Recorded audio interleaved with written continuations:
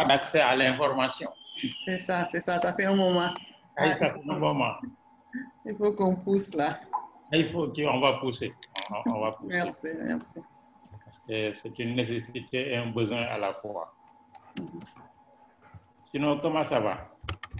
Ça va avec cette Covid-là qui... Oui. Moi, je suis confiné à Toubab Dialaw. Ah oui, ça c'est bien. Ah oui, on a 60 ans, ma femme et moi, on a préféré se replier sur Toubab Dialaw. Oui, parce que Dakar, c'est pas facile. Non, Dakar, c'est pas facile. Je descends lundi matin et vendredi matin à Dakar parce que j'ai une chronique sur e-radio. Ah oui. Ouais, tous les lundis, tous les vendredis à partir de 9h et après je passe à l'université la moitié de la journée et je rentre sur Toubab Dialaw. De toute façon, je travaille beaucoup mieux ici que parce que c'est plus calme et plus tranquille. Non, il faut qu'on soit tous prudents quand même parce que là, on ne sait pas où est-ce qu'on va avec ce virus-là, ça fait tellement peur. Mais on y va au rythme de la discipline et des exigences. Voilà, il ne faut pas qu'on demande à qui que ce soit de prendre en charge nos santé. C'est vrai que l'État est le premier responsable, mais si chacun s'y met à sa manière, peut-être que justement l'État n'aura plus besoin de faire beaucoup de choses. Bonsoir, mon grand Cham. Eliman. Wow, ça va? Ah, ça m'a fait plaisir là. Ça va, alhamdulillah. C'est moi. On va être en ligne bientôt, dans une minute. Hein? Inch'Allah. Ouais, donc, ce sera un plaisir de partager ce moment-là avec vous. Ah oui, tout le plaisir est pour moi. Et ma sœur Fatou aussi. Ah oui, Fatou. Je lui disais que la dernière fois qu'on s'était vu, c'était justement à l'atelier sur la rédaction du projet de loi d'accès à l'information. Excellent. Donc, Mohamed va lancer le jingle et on commence juste après. D'accord. Merci à vous.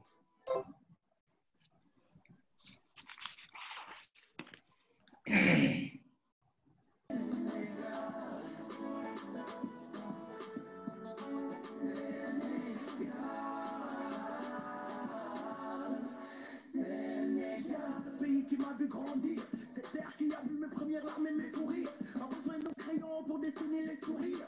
Tels des rayons de soleil pour accueillir le CFA par le fort à travers et encore. On marchant pour le transport et encore. Ici il n'y a pas de métro, pas de trafic. Merci Mohamed Nias, notre très cher réalisateur.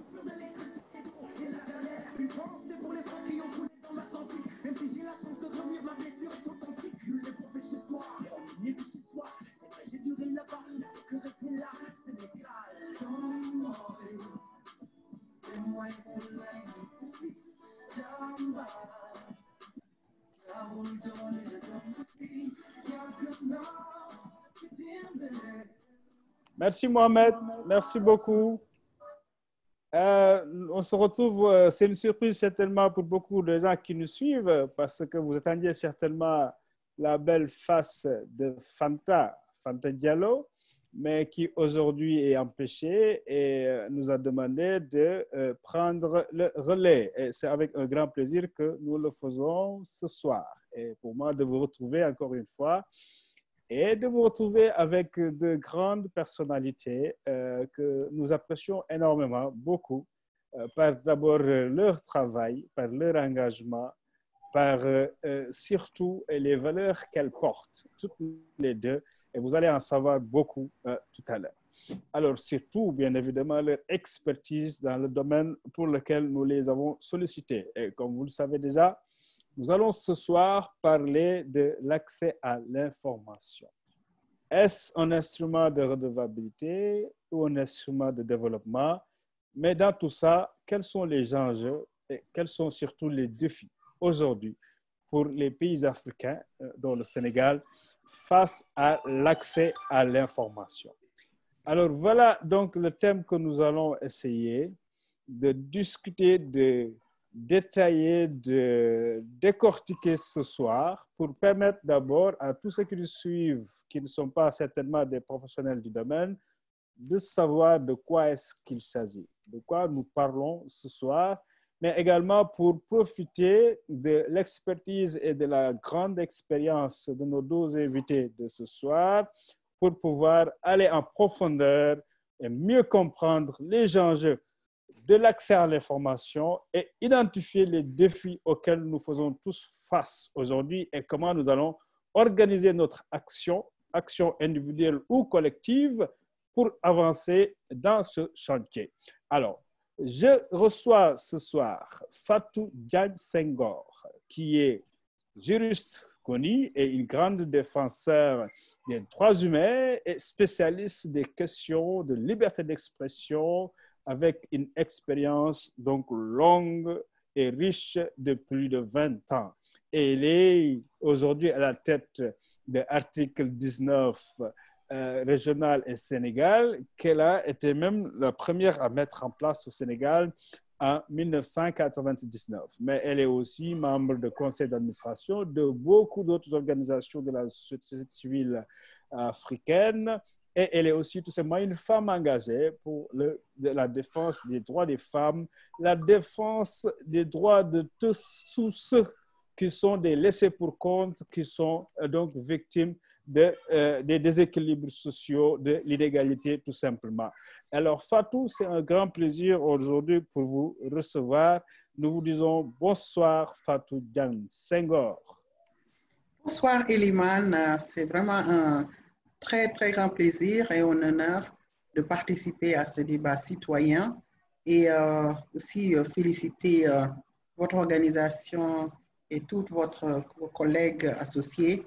Je pense que nous avons besoin de ces espaces pour partager sur la gouvernance, sur les droits humains, mais partager aussi sur des thèmes aussi variés que la jeunesse et autres.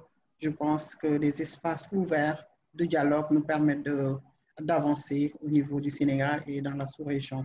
Je suis plus honorée aussi d'être à côté du professeur Thiam, avec qui nous avons beaucoup travaillé sur l'accès à l'information. Son expertise sur la question, mais aussi administrative, nous a beaucoup permis d'avancer, de discuter de manière très robuste des différentes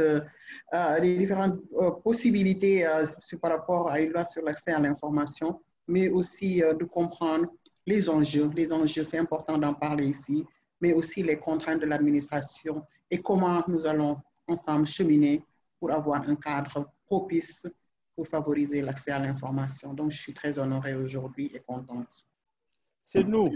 Et vraiment, nous, avec bien sûr le grand et le doyen Dr Mbaye Thiam, alors qu'il ne se fait plus présenter un peu partout dans le monde, en Afrique, au Sénégal aussi, dans son pays. Il fait partie de ces intellectuels qui pensent global, qui agissent localement et qui vivent avec leur communauté au quotidien. Alors, on a vu ces ouvrages importants, dont le most pour nous, bien évidemment, c'est l'ouvrage consacré à Mame Abdou Aziz Sy Dabakh, Masha'Allah, qu'Allah honore et élève son âme là où il est. Et voilà, ce professeur Mbaye Thiam est archiviste et historien. Il est docteur en histoire depuis 1977. Waouh, j'avais 3 ans. Alors, professeur à l'école de bibliothécaire, archiviste et documentaliste de l'EBAD, que vous connaissez, qui est à l'université Cheikh Anta Diop de Dakar, et qu'il a dirigé de 1996 à 2006. Par ailleurs, il est aussi consultant en gestion des documents administratifs et des archives définitives. Il est aussi très porté sur les questions de gestion de l'environnement administratif comme élément de modernisation des institutions publiques et privées. Alors, la conception des schémas directeurs de l'information administrative, la mise en œuvre, le développement et l'évaluation des systèmes et services d'information. Mbaye Thiam, le grand Mbaye Thiam, c'est un grand pour moi. Il jouit d'une grande réputation également dans le domaine des archives, tant au niveau interne qu'externe, et compte à son actif une dizaine de publications scientifiques dans des revues internationales. Alors, mon grand, bonsoir, et nous sommes aussi, comme Fatou l'a dit, honorés de passer cette soirée avec vous. Eliman, tout l'honneur est pour moi parce que, comme on dit, à mon âge, en général, on est souvent solitaire, isolé par les jeunes qui s'occupent et qui trouvent qu'on les retarde. Si donc j'ai à la fois le plaisir et l'honneur d'être convié par toi-même, que je connais parfaitement, par Fatou, que j'ai rencontré sur beaucoup de sang pour la défense des droits humains, beaucoup de sang sur la défense de la citoyenneté.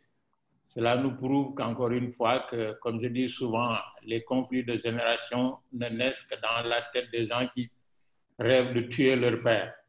Ce n'est pas votre cas et vous avez estimé que les vieilles personnes ou les gens âgés peuvent encore vous accompagner pour vous faire bénéficier de leur expertise et de leur expérience. En tout cas, moi, c'est mon vœu. Je n'ai jamais pensé que la différence d'âge était un obstacle. J'ai toujours pensé que c'était plutôt des ponts que l'on emprunte de deux côtés pour pouvoir s'enrichir. C'est ce que j'ai vécu avec mes parents et c'est ce que je souhaite vivre avec mes enfants, mes neveux que vous êtes, mes nièces comme Fatou. Et je suis vraiment honoré, très honoré de pouvoir aujourd'hui participer modestement à cette réunion d'une importance capitale parce que la problématique de l'accès à l'information, pour moi, est une problématique préjudicielle de toutes les politiques sans exception qui envisagent de développer pour économiquement, culturellement, socialement, tout pays ou toute institution. Pour moi, c'est une question préjudicielle. Merci en tout cas de me donner cette occasion. Et c'est nous. Et comme vous l'avez dit, il n'y a que nous qui gagnons justement dans ces échanges-là, parce que non seulement nous profitons de votre expertise qui est avérée, mais aussi nous profitons de la différence d'âge entre nous, autant de sagesse qui ont été tout simplement cristallisées par l'expérience que nous n'avons pas encore. Alors donc, merci à tous les deux d'avoir accepté surtout de sacrifier de votre temps pour être avec nous ce soir et partager avec tous ceux qui nous suivent. Alors nous, c'est qui? Nous, c'est l'association Lex-Africa, dont j'ai l'honneur de présider, et aussi JIDER, qui est une association dédiée surtout aux jeunes entrepreneurs, où il y a aussi beaucoup de jeunes femmes entrepreneurs qui sont actifs, mais aussi des jeunes hommes, mais également avec Lead Sénégal et Manager Pro, donc, qui nous appuie dans la réalisation. Et nous sommes accompagnés depuis cette saison par la Fondation Erich Bolt qui vient donc se joindre à nous sur l'initiative qu'on a prise de façon très bénévole donc dès le départ. Alors voilà, nous remercions également tous ceux qui nous suivent. Et les gens nous suivent sur les réseaux sociaux, directement sur Zoom, mais aussi sur Facebook où c'est transmis en direct et qui sera relayé aussi plus tard sur YouTube, les chaînes YouTube de Lex Africa et de JIDER, mais également en version audio et même diffusé. Certaines radios demandent à diffuser nos webinaires. Donc, à l'issue de cela également, il est important de le savoir que nous documentons tout ceci et que tout ce qui va être dit ce soir est transcrit de manière synthétique par notre équipe et nous allons faire un rapport de capitalisation qui reviendra sur l'essentiel des idées qui ont été avancées ce soir, bien évidemment avec votre sign-off plus tard, c'est-à-dire que vous allez devoir valider le texte qui sera publié. Alors, ce soir, avec toute l'équipe qui est derrière, qui nous appuie, alors nous allons essayer de parler de l'accès à l'information. Access to information, comme disent les Anglais. Fatou Diagne Senghor, vous, article 19, vous êtes là pour l'accès à l'information, pour la transparence, c'est ça votre raison d'être, même les libertés, etc. Quand on parle d'accès à l'information, qu'est-ce que ça veut dire pour le citoyen lambda? Merci, Iliman. Je pense que lorsqu'on parle de l'accès à l'information, il faut d'abord en comprendre, c'est un droit. C'est un droit humain fondamental qui est déjà reconnu et consacré dans tous les instruments nationaux. On regarde partout dans le monde, il n'y a aucun pays presque qui ne reconnaît pas ce droit d'accès à l'information. Ce droit est aussi consacré au niveau international par les chartes et les traités. Mais ce qui est important, c'est que c'est un droit aussi qui est souvent contesté, même s'il est reconnu, comme beaucoup d'autres droits, certes, mais ce droit-là est souvent contesté pour plusieurs raisons.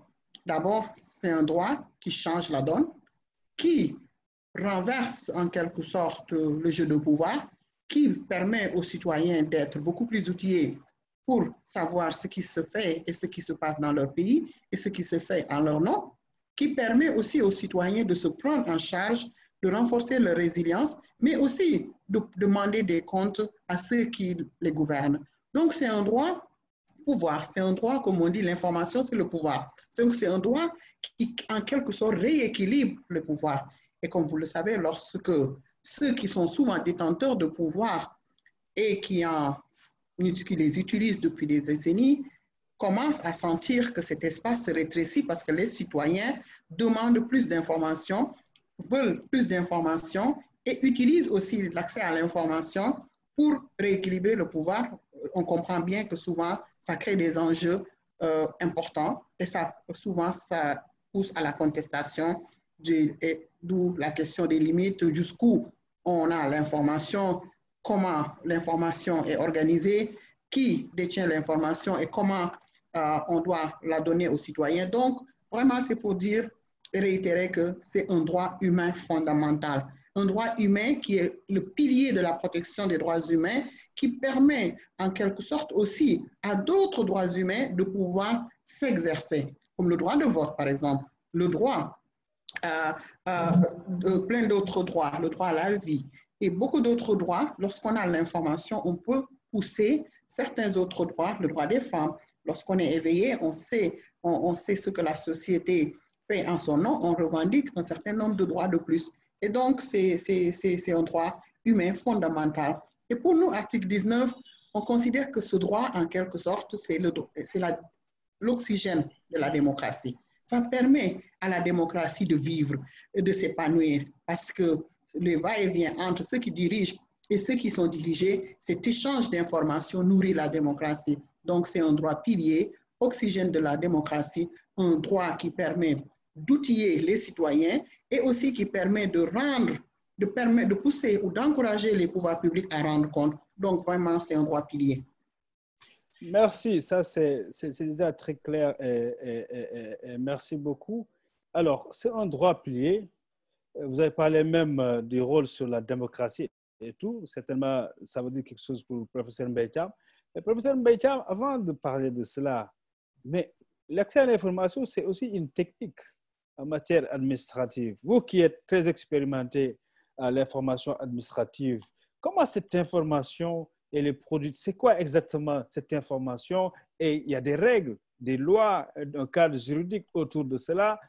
Mais en passant de là, comment est-ce que cette information administrative peut être utilisée par le citoyen pour effectivement en faire un instrument de démocratie? Merci beaucoup, Eliman. Avant de répondre précisément à ta question, je voudrais relever la pertinence de la question que l'ex-Africa nous propose aujourd'hui. Comme tout chercheur, quand j'ai reçu la formulation, j'ai l'habitude de le faire dans le cadre de mes enseignements en méthodologie de la recherche, essayer de camper le contenu du sujet à travers la technique chère aux archivistes et documentalistes qu'on appelle l'indexation.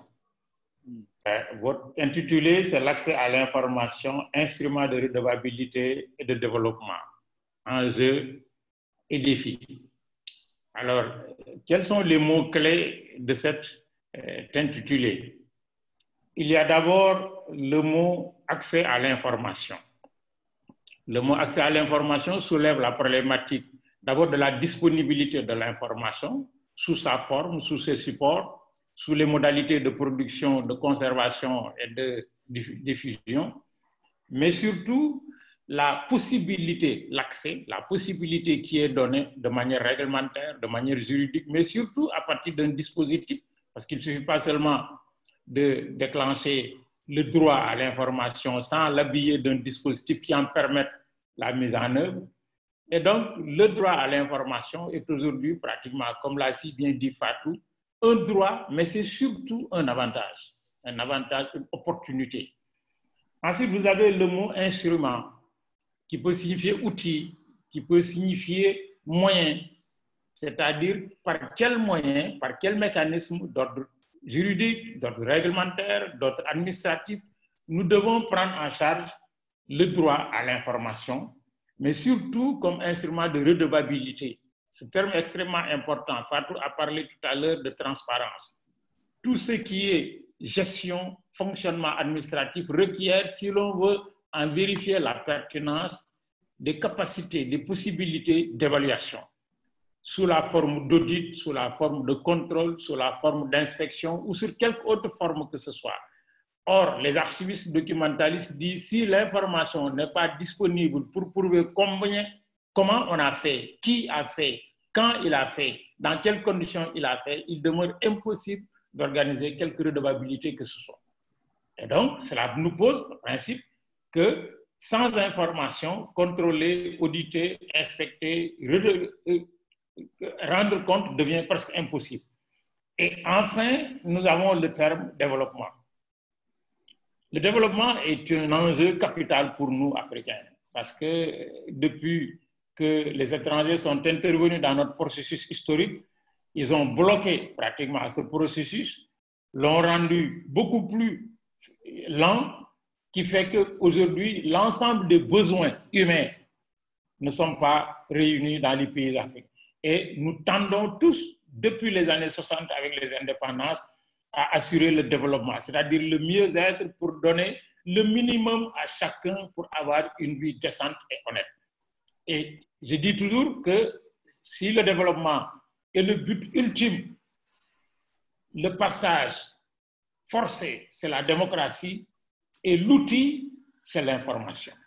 C'est pourquoi en 2001, en tant que directeur de l'EBAD, j'ai réuni 250 personnes au moins venant de 27 pays, de tous les continents, autour d'un colloque que j'avais intitulé « Information, démocratie et développement ».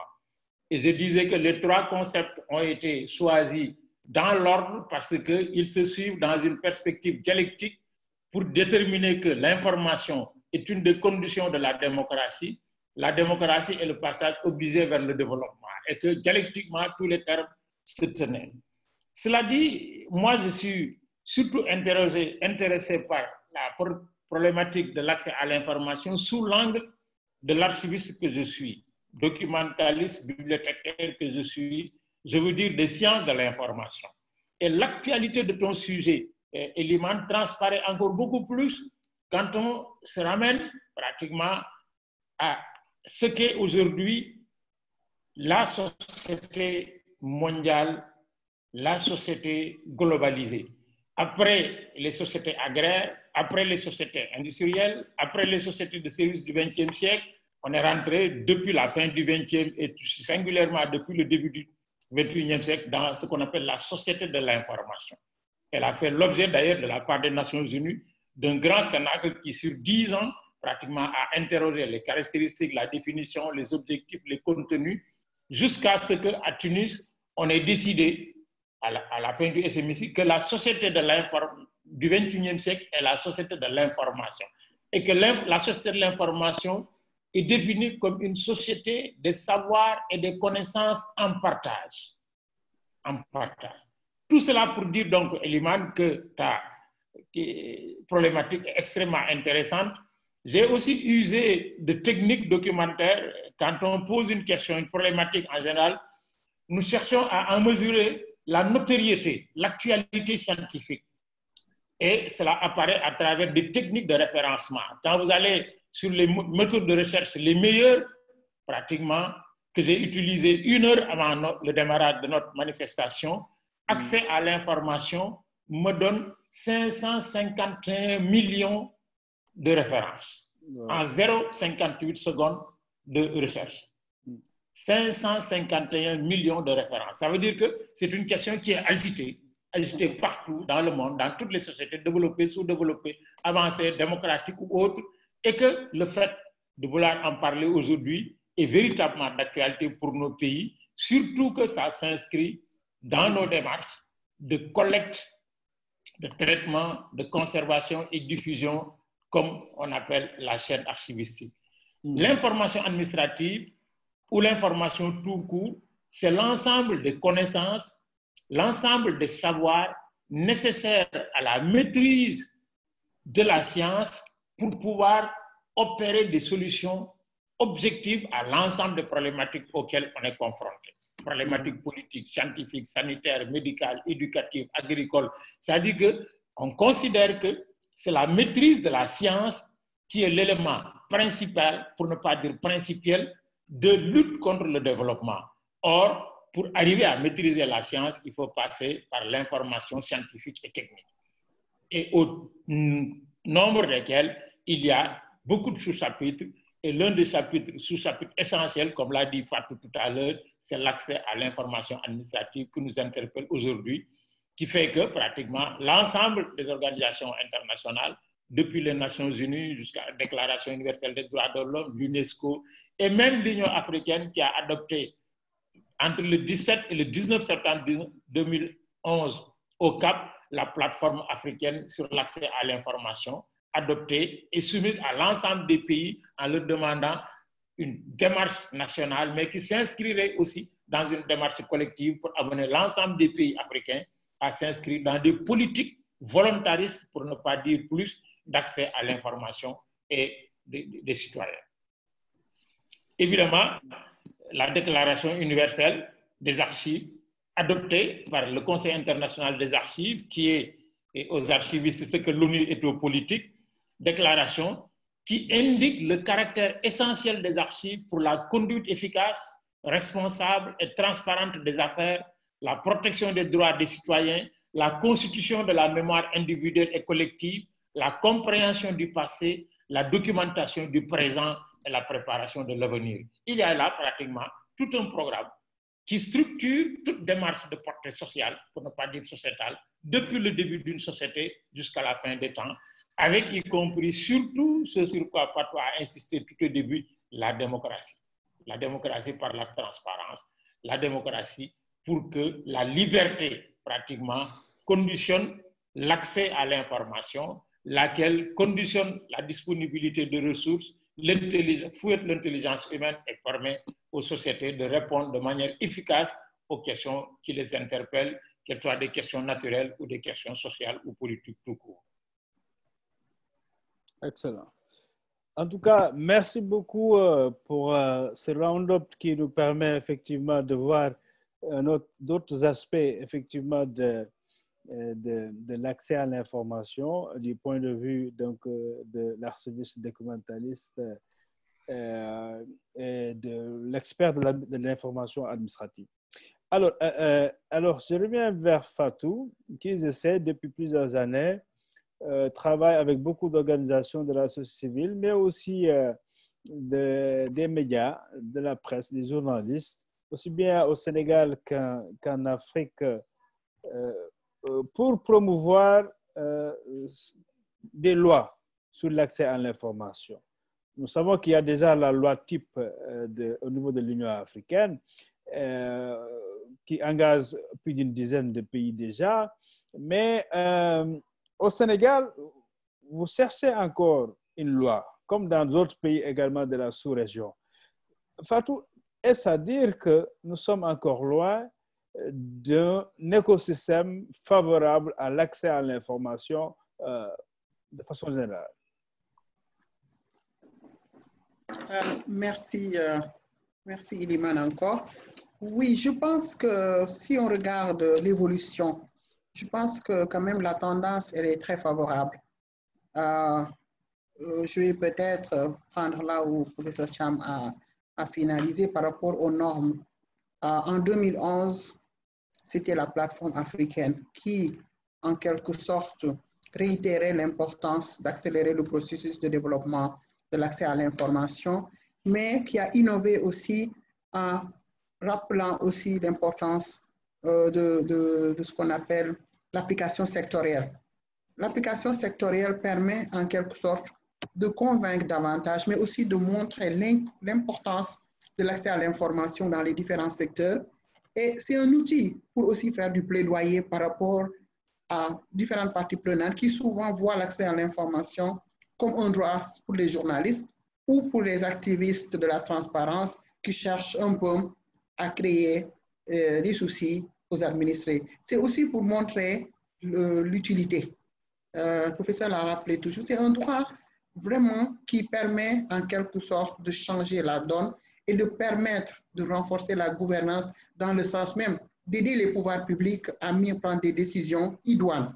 Parce que décisions informées par la réalité, décisions auxquelles les populations adhèrent parce qu'auront compris, mais décisions aussi qui permettent aux populations de se les approprier pour pouvoir les mettre en œuvre ensemble avec les... Donc, vous voyez, l'accès à l'information permet vraiment de gouverner mieux et de gouverner avec des chiffres, avec des statistiques, certes, mais aussi avec les peuples. Parce que quand on gouverne avec ceux pour qui on est là, ça facilite les choses et ça facilite le développement et ça pourrait l'accélérer. Moi, je pense que là où souvent nos politiques publiques ont failli, là où on a beaucoup de recul, c'est parce qu'on gouverne sans pour autant recueillir l'avis des autres, sans pour autant aussi faire le suivi pour savoir est-ce que ce qui est mis en place correspond aux besoins des populations. Et l'accès à l'information de manière, en quelque sorte,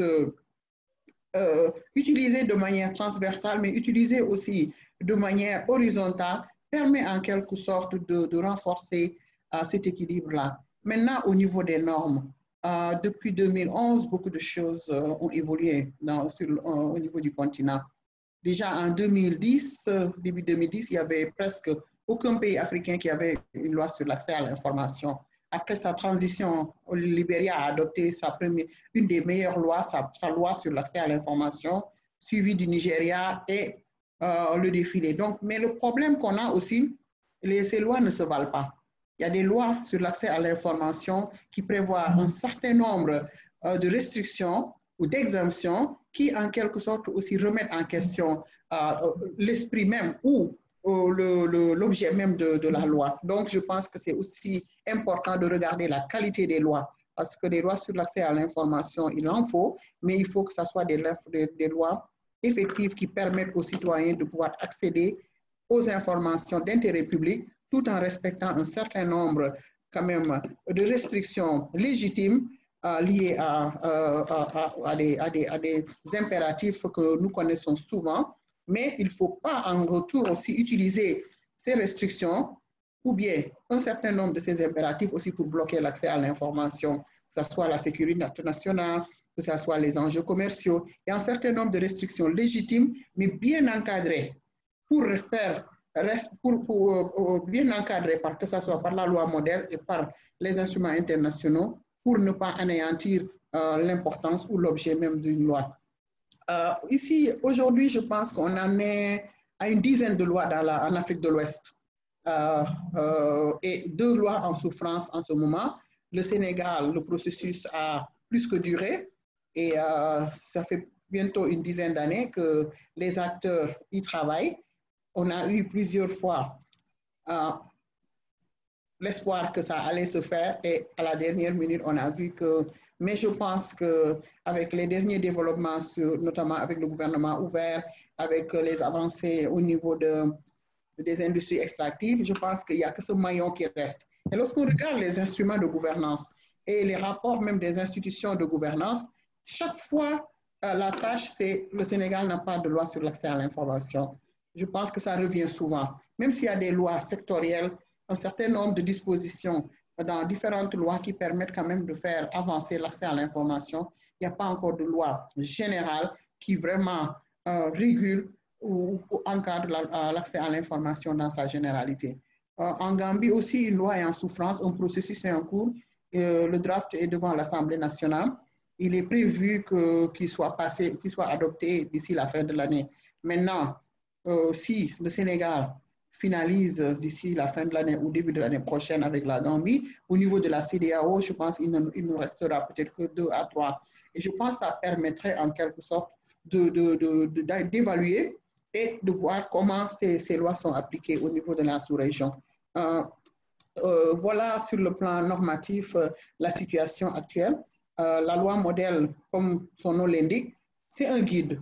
Et l'objet de cette loi, en quelque sorte, c'était aussi que chaque fois qu'il y avait le plaidoyer des institutions africaines vers les pays membres, le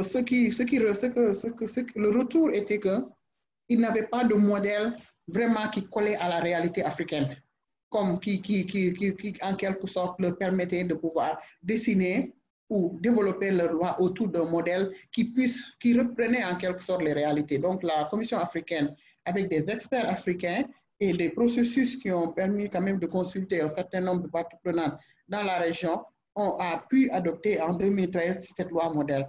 Et récemment, depuis l'année dernière aussi, le rapporteur spécial de la Commission africaine a réuni un certain nombre d'experts dont nous étions aussi honorés de pouvoir travailler avec eux pour la révision de la déclaration de principe. Déclaration qui a été quand même le pilier ou bien qui a mis en musique en quelque sorte un certain nombre de choses. En 2002, la Commission a pris une déclaration qui était vraiment avant-gardiste sur la liberté d'expression. Il y avait un petit paragraphe sur l'accès à l'information à l'époque.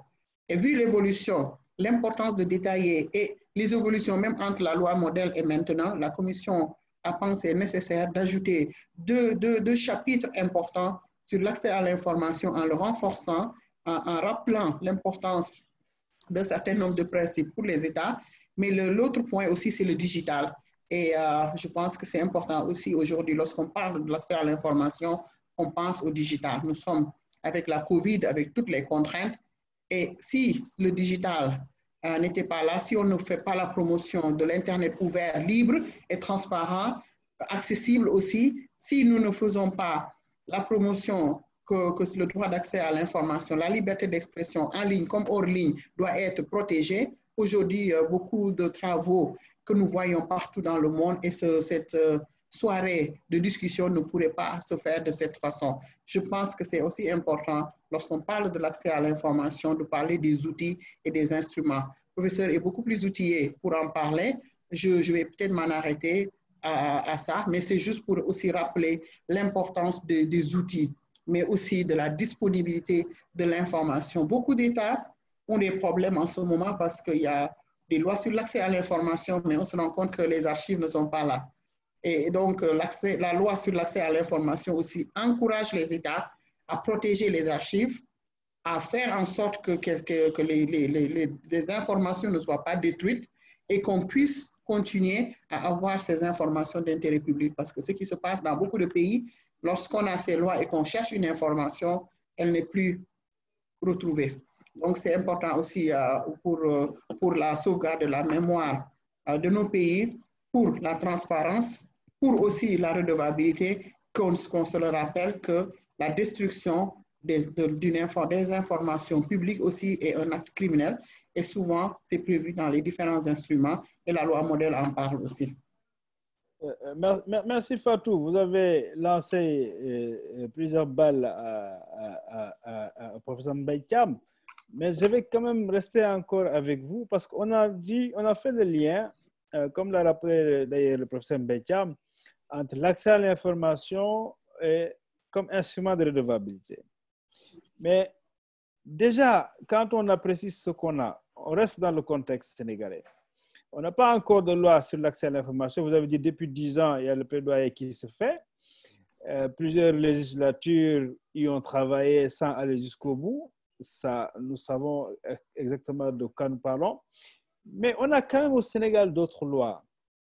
On a par exemple la loi portant un code de transparence de 2012, qui est assez claire, explicite, que l'État, par exemple, doit pouvoir d'abord simplifier l'information, parce qu'elle peut être parfois technique, mais il faut la simplifier, mais également, il faut la publier pour permettre donc aux citoyens d'avoir l'information et jouer son rôle de contrôle citoyen et donc appeler à la redevabilité. Nous avons aussi des lois beaucoup plus précises au niveau local, par le Code des collectivités locales, qui, de manière explicite, dit que tout citoyen a le droit de demander et de disposer d'un document administratif au niveau de sa collectivité territoriale. Il n'y a que seulement la charge de la reproduction qui lui est donc adossée. Alors, mais pourquoi malgré ces lois-là qui sont quand même puissantes, nous avons encore quelques limites dans l'exercice d'une redevabilité et même du contrôle citoyen, parce qu'on le voit chaque jour, les gens nous disent, nous cherchons tel document, on ne l'a pas, il devrait être publié au journal officiel, on ne le voit pas, telle commune refuse de donner telle information sur tel marché, etc. Donc, pour en faire véritablement une redevabilité, qu'est-ce qu'il faut de plus qu'une loi? Ok, je pense que effectivement, comme je l'ai dit tantôt et réitéré tout à l'heure par toi-même, il y a des instruments existants qui pourraient faire avancer le débat, tant sur le plan spécifique, mais aussi, je pense que lorsqu'on regarde même la Constitution. Mais le souci, c'est aussi la mise en œuvre. Et la mise en œuvre est très importante aussi. Lorsqu'on voit le niveau aussi d'information que les citoyens, notamment dans certaines zones, ont par rapport à l'administration, la relation que les uns et les autres ont eue avec l'administration depuis toujours, la relation d'autorité, la relation, beaucoup de gens vont vers l'administration que pour un certain nombre d'éléments spécifiques liés à leur vie de tous les jours. Mais lorsqu'il s'agit d'instruments de gouvernance, souvent c'est les acteurs de la société civile qui poussent un peu, et chacun dans le domaine qui l'intéresse.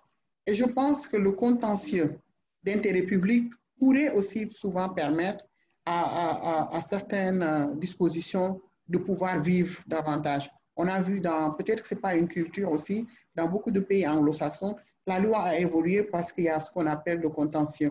Il y a beaucoup de contentieux que les organisations de la société civile, que les acteurs font pour avoir l'interprétation du juge.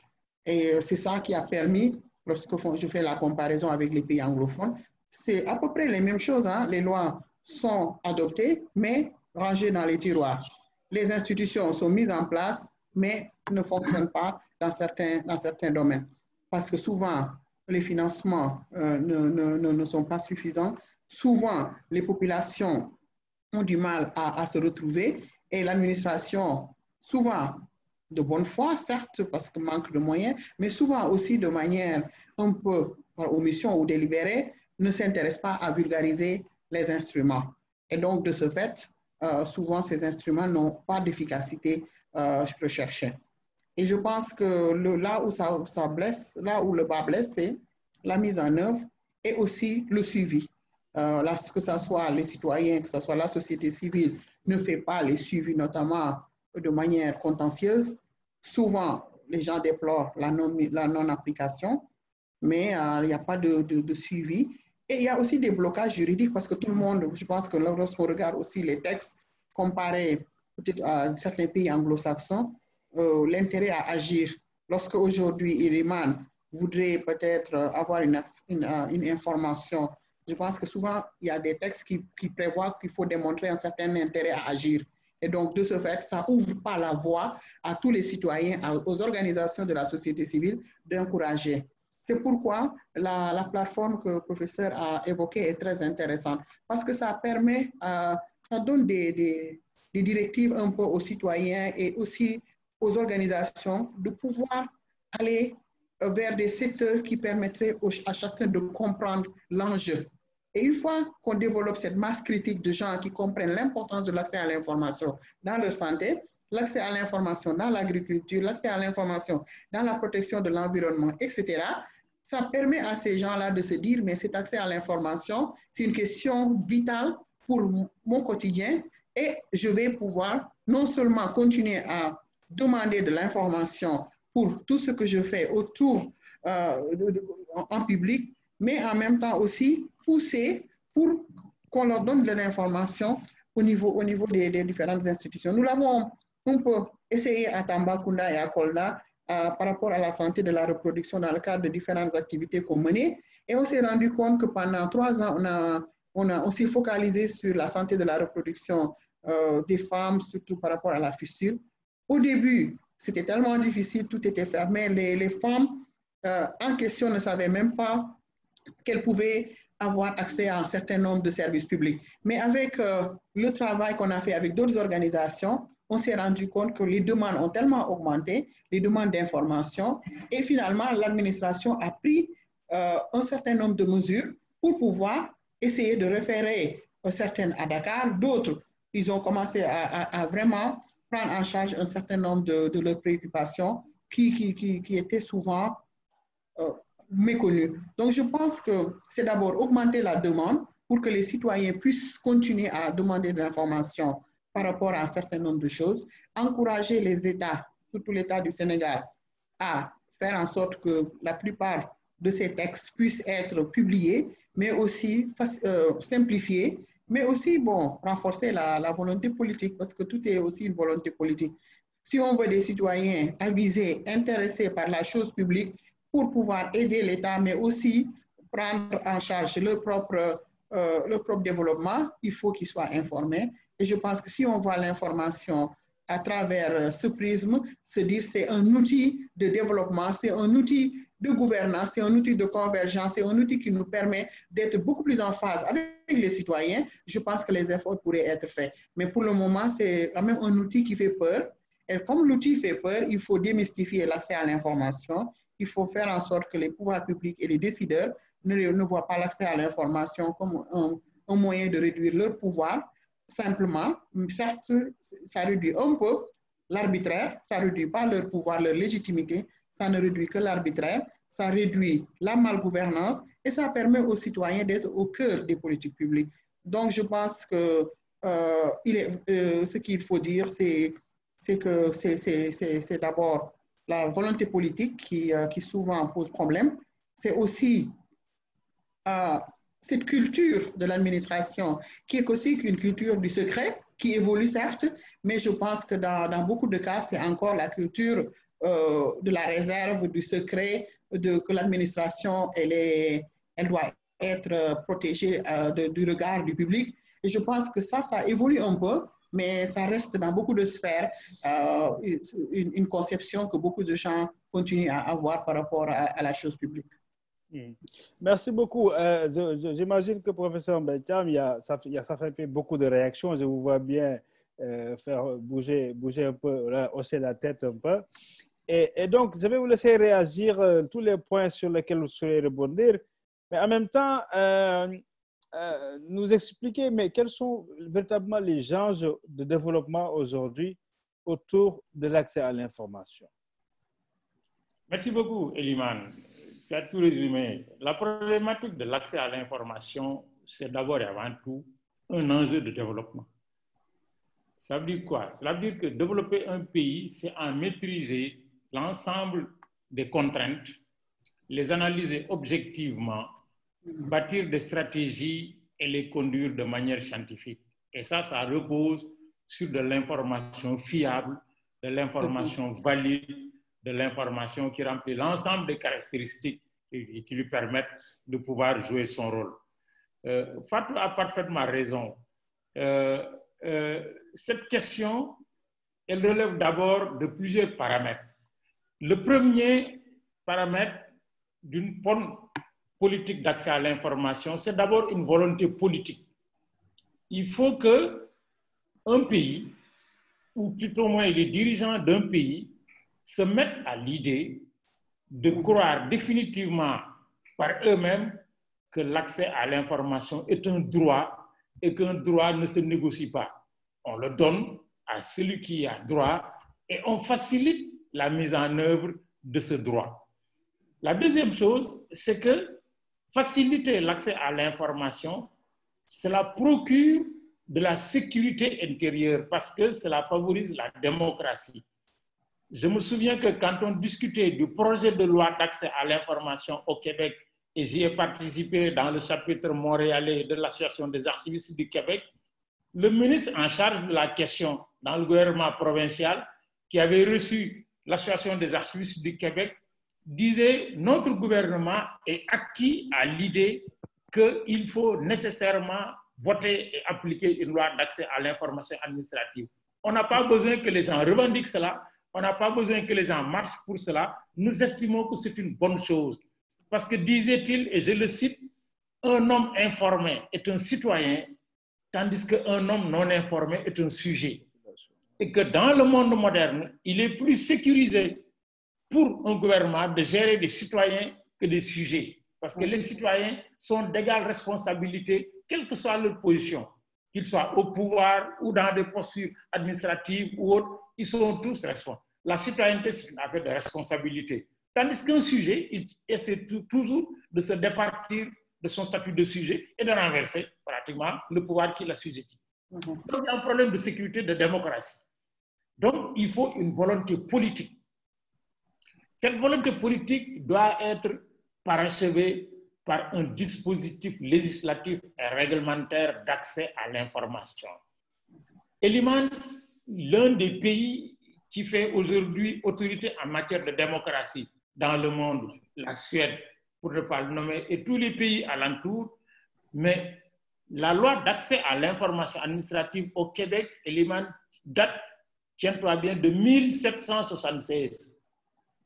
C'est en 1776 que le gouvernement suédois a considéré que tout citoyen suédois ou toute personne établie régulièrement au Québec, qui en Suède, a droit d'interpeller chaque administration, quel qu'il soit, et de demander communication, accès à des documents pour s'informer. Je rappelle souvent à mes étudiants, quand je cite cette date, que c'est à la même période que Thierno Souleymane Baal et l'Almami Abdelkader Khan ont créé la théocratie du Fouta et créé des conditions objectives de démocratie, de transparence, parce que de surveillance de la gouvernance. Absolument. Ça veut dire quoi? Ça veut dire que, comme je le disais tout au début, c'est notre histoire qui a été charcutée, interrompue et qui ne nous a pas permis d'avancer. Mais maintenant, de quoi il s'agit? Une fois que ces dispositifs législatifs et réglementaires doivent être votés, moi j'ai été très surpris et vraiment désagréablement surpris de constater que notre pays, le Sénégal, qui s'est doté de la première loi d'archives en Afrique francophone, en 1981, le Sénégal s'est doté d'une loi d'archives parce que jusque-là, elle fonctionnait sur un arrêté, une circulaire de 1914. Parce que les archives nationales du Sénégal ont été créées en 1914. C'est l'un des services les plus anciens de notre administration. Eh bien, que notre pays n'avait toujours pas une loi sur l'accès à l'information administrative. Il est vrai que Fatou a parfaitement raison, c'est le fait de notre tradition administrative. La France, je dis bien la France, s'est dotée de sa première loi d'accès à l'information en 1978. C'est tout récent. Ce n'est pas une tradition dans l'administration française dont nous avons hérité que de permettre aux citoyens d'accéder aux actes administratifs par eux-mêmes. Nous sommes dans une administration de secret, de confidentiel, d'autorité, comme a dit Fatou de fort juste, qui fait que pratiquement, il y a comme un combat entre l'administration et les administrés. Or, ailleurs, dans les pays anglo-saxons, les administrateurs considèrent qu'ils sont là, non pas au titre de celui qui les a nommés ou de l'État qu'ils servent, mais de la citoyenneté et des citoyens tout court. Et donc, le principe de l'accès à l'information administrative doit être codifié d'abord par une volonté politique, par un dispositif législatif. Nous avons des lois, la loi sur le code de transparence de 2012, la loi sur le code général des collectivités de 2013, comme les lois qui ont été votées d'ailleurs dans le cheminement du processus du sommet mondial pour l'information au Sénégal, sont certes des lois qui prédisposent à l'accès à l'information, mais c'est des lois sectorielles. Et Fatou a raison, il faut un dispositif global, général, à travers la loi. Or, nous avons travaillé, le ministère quand même chargé de la bonne gouvernance du NEPAD et autres, nous avons engagé en 2016 avec beaucoup d'organisations de la société civile sur un travail scientifique et technique qui a fait que nous avons écrit, je dis bien écrit, le projet de loi d'accès à l'information administrative. Nous avons même écrit le projet de décret instituant une commission nationale d'accès à l'information administrative. Donc, ce qui reste, c'est d'abord de les faire voter. J'avais averti à l'époque le directeur de la promotion de la bonne gouvernance que quand on a terminé les ateliers d'écriture, on était vers fin 2018 et qu'il fallait faire tout pour le voter avant les élections. Parce que si on embranche sur le processus électoral, on va rejeter cela au calendrier. Je pense que le processus électoral étant terminé, il faut revenir. Les documents ont été faits et bien faits. Nous avons travaillé sur l'ensemble des textes. Fatou a raison, nous avons analysé les textes. Beaucoup de textes étaient plus ou moins bien écrits. Le texte du Sénégal, écrit de manière consensuelle par des spécialistes du droit, des spécialistes de l'information administrative, des spécialistes de la société civile, des partis politiques et consorts. Et il me semble, et moi j'en parle en connaissance de cause parce que j'ai une base de données de l'ensemble des lois votées en Afrique autour de la question. Le projet de loi sénégalais est l'un des meilleurs, sinon le meilleur. Maintenant, il faut le voter. Mais je dis bien, Elimane, même une volonté politique, même une loi d'accès à l'information administrative ne permettra pas d'accéder à l'information administrative, ne permettra aux citoyens d'accéder, tant qu'il n'y aura pas un dispositif administratif d'accès à l'information. Excellent. Cela veut dire quoi? Cela veut dire que dans les pays qui ont voté des lois d'accès à l'information, et du pays que je connais le mieux, parce que j'ai fait plusieurs séjours et j'y ai travaillé, le Canada, il y a un dispositif dans toutes les administrations publiques.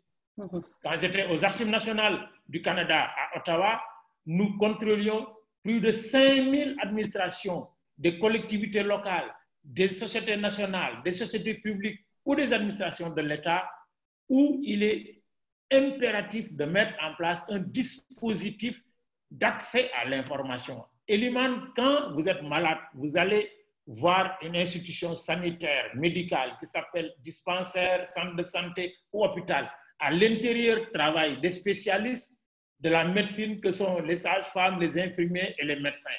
Quand vous allez à la quête de l'information administrative, le spécialiste s'appelle archiviste.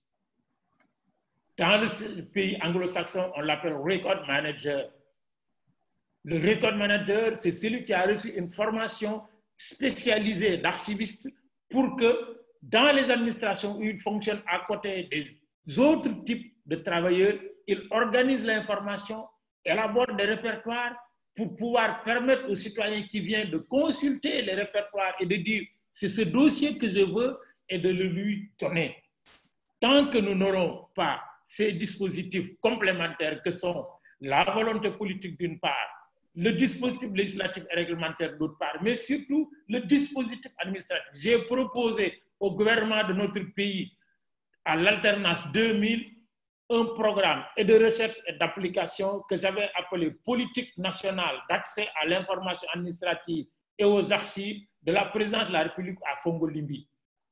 J'avais prévu que sur 10 ans minimum, 15 ans maximum, on allait mettre en place tout un dispositif technique, administratif, encadré par un dispositif législatif et réglementaire pour que quand le citoyen vient s'informer, l'administrateur ne lui dise pas « je n'ai pas le droit de te donner l'information » ou « si je te donne l'information, je risque des sanctions », mais parce qu'il existe un dispositif mis en place et il y a ce que les Canadiens appellent un informatiste, c'est-à-dire quelqu'un qui, quand vous allez au ministère des Finances, coordonne le service qui tient le répertoire permanent des dossiers du ministère et qui donne toutes les informations accessibles. Parce qu'encore une fois, il faut aussi distinguer l'accessibilité de la communicabilité.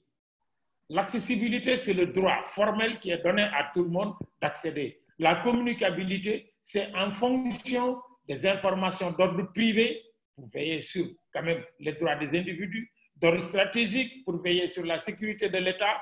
Ces informations sont communicables. À ce moment, on donne la possibilité à un technicien, à un professionnel formé pour pouvoir communiquer. Vous allez dans beaucoup de pays, ils ont dépassé. Quand les archivistes du monde entier, dans le cadre du Conseil international des archives, ont été confrontés à la question, mais on n'a ni plus ni point que recueilli pratiquement le texte de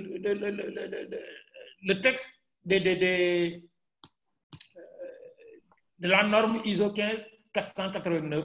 Qu'est-ce que c'est que cette norme ISO 15489? C'est la norme qui structure les processus de réponse à l'accès à l'information administrative.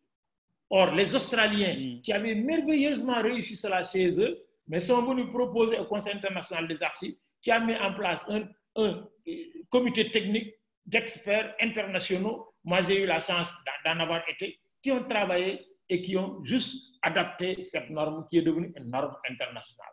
15489 que ISO pratiquement a validé.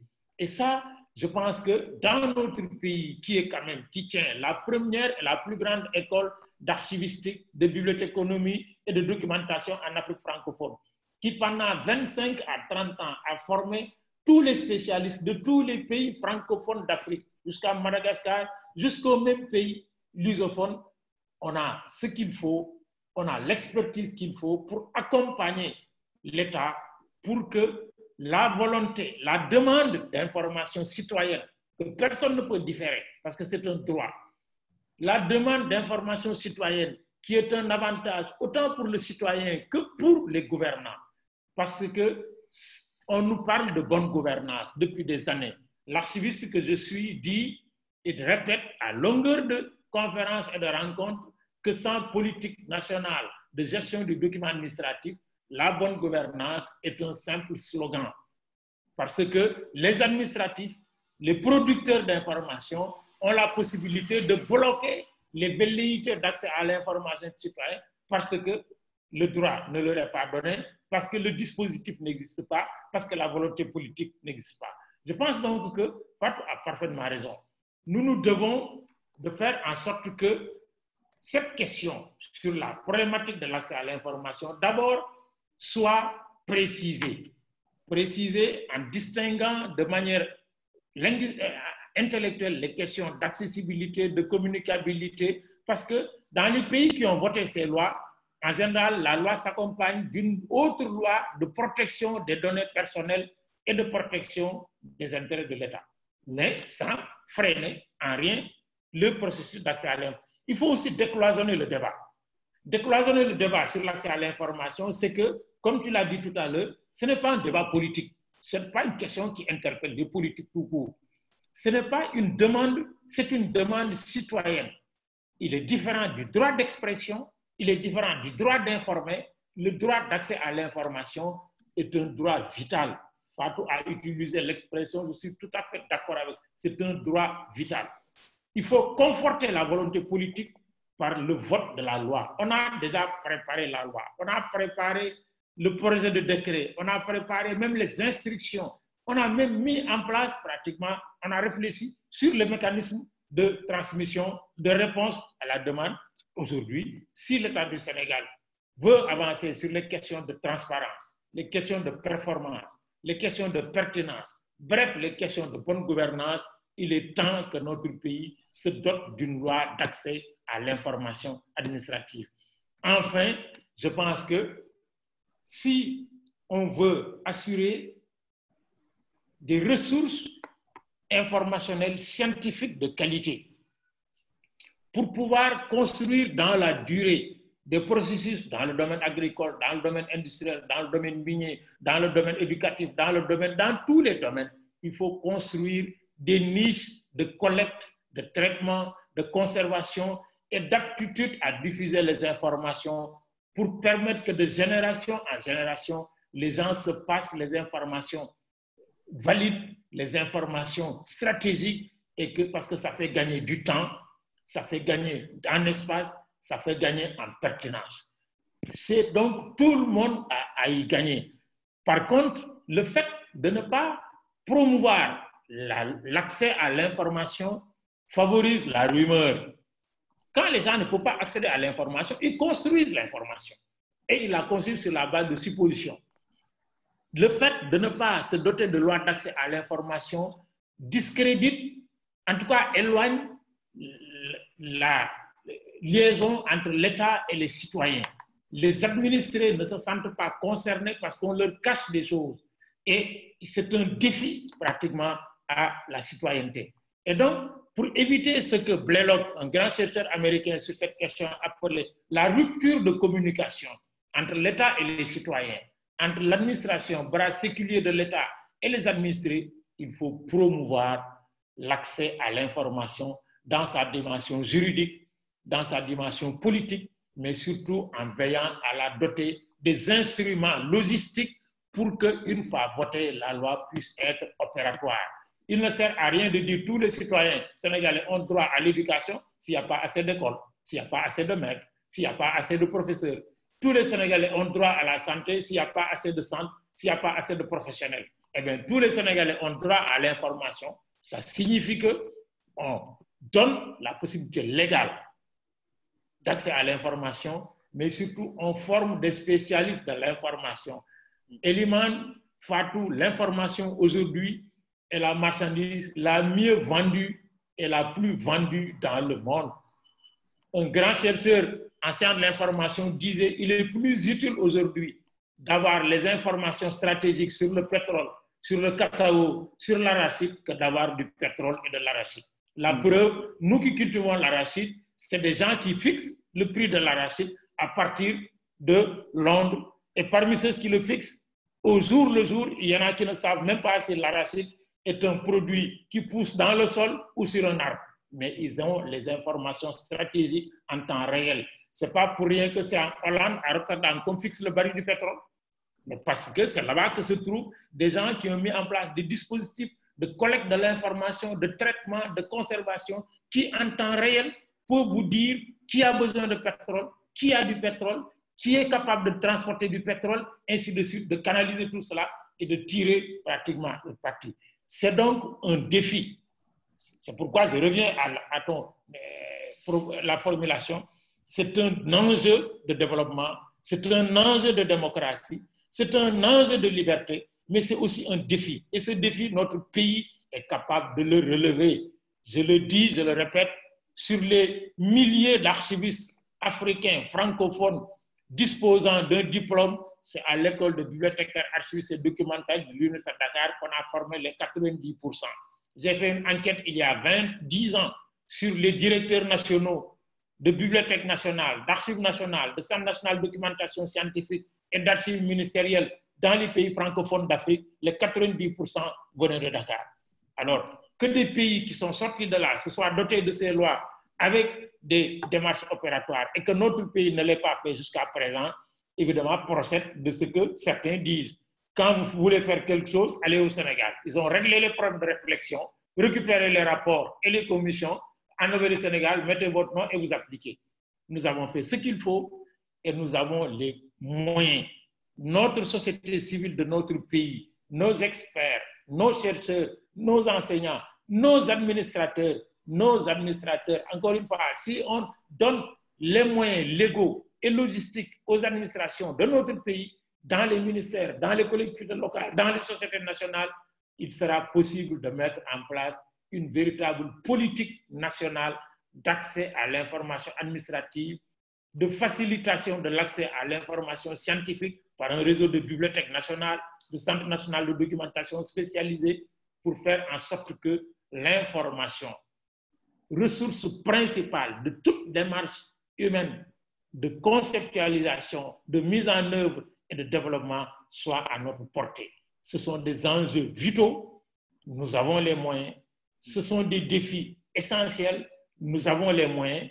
Évidemment, il va falloir qu'à un moment donné, une plateforme de la société civile, des experts, des spécialistes et consorts pousse les politiques à aller plus loin qu'ils n'est parce qu'ils n'ont que des intérêts là-dedans.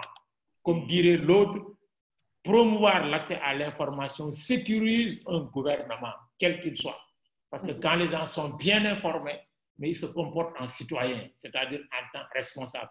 Quand ils se rendent compte qu'on leur casse les choses, mais ils exigent de savoir. Si on ne leur permet pas de savoir, mais ils érigent des barricades et se mettent pratiquement à créer le tout. Je pense que le dispositif de protection des renseignements administratifs, de diffusion et de communication, qui sauvegarde le droit à la protection de la vie privée, le droit à la protection des intérêts stratégiques de l'État, le tout dans une perspective de conciliation, parce que de co-construction d'une démarche pacifique de développement peut donner à notre pays les moyens d'émerger encore et de montrer que nous avons été et nous sommes toujours dans les pays leaders en matière d'innovation en Afrique. Évidemment, moi je suis toujours, et je le déplore, comme l'a dit Fatou, qu'en Afrique de l'Ouest, que le Togo se soit doté d'une loi d'accès à l'information avant le Sénégal. Alors qu'en démocratie, il n'y a pas photo quand même si par ailleurs, ici et là, on peut aussi noter des acquis. Que d'autres pays, beaucoup moins avancés que nous, sur les questions de démocratie, sur les questions pratiquement, n'est pas et voter des lois alors que nous non. Évidemment, il ne s'agit pas de voter une loi pour la voter. Dans notre pays, il faut la voter pour l'appliquer.